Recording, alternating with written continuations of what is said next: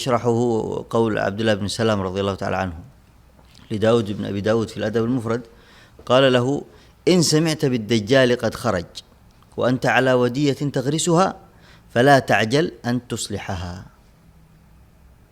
هذا عبد الله بن سلام يقول له، فكأنه يشرح قول النبي صلى الله عليه وسلم: إن قامت الساعة، يعني سترى الأمارات هذه لا تمنعك.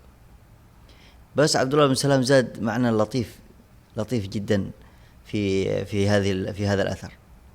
قال: إن سمعت بالدجال قد خرج وأنت على ودية تغرسها فلا تعجل أن تصلحها، يعني اصلحها من غير استعجال ولا تهتم بالموضوع كثيرا. انشغل بوديتك عن هذا الخط، مع أن هذا الخط هو أعظم خط ما بين آدم وقيام الساعة. ما في فتنة منذ آدم عليه السلام وإلى أن تقوم الساعة مثل الدجال.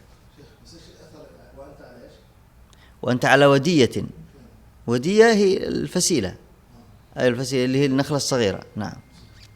أيوة، تريد فلا تعجل أن تصلحها، يعني مش فقط يعني حطها وهرب، لا، أن تصلحها من غير عجلة، يعني رتب أمورك بهدوء من أجل أن تصلحها، لأنه إذا تحصل فائدة من شيء قد أصلح فعلا، ما يكون صنع صناعة غير مرتبة.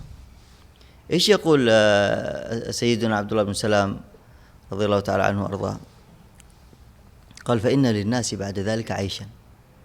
حتى بعد الدجال يقول الناس لهم عيش بعد ذلك، مع أنك الآن أنت الآن سمعت بالدجال، فأنت تعيش في هذا الزمن الذي في احتمال هلاكك فيه كبير جدا، لكن الناس لهم عيش بعد ذلك. إذا عاشوا ووديتك هذه كبرت سيستفيدوا منها. أن توكل على الله، افعل المعروف وروح، مش عليك.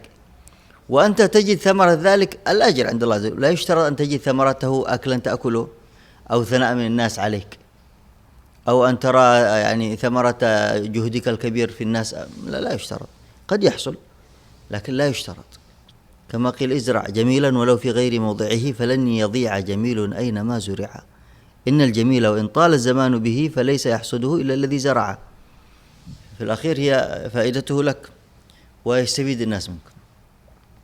الحديث هذا من النبي صلى الله عليه وآله وسلم محفز قوي جدا للعمل، خاصة العمل من أجل الله، سواء في أعمال الدنيا أو في أعمال الآخرة، سواء كان في العبادات أو في المعاملات أو في التجارة أو في الصناعة أو في غيره.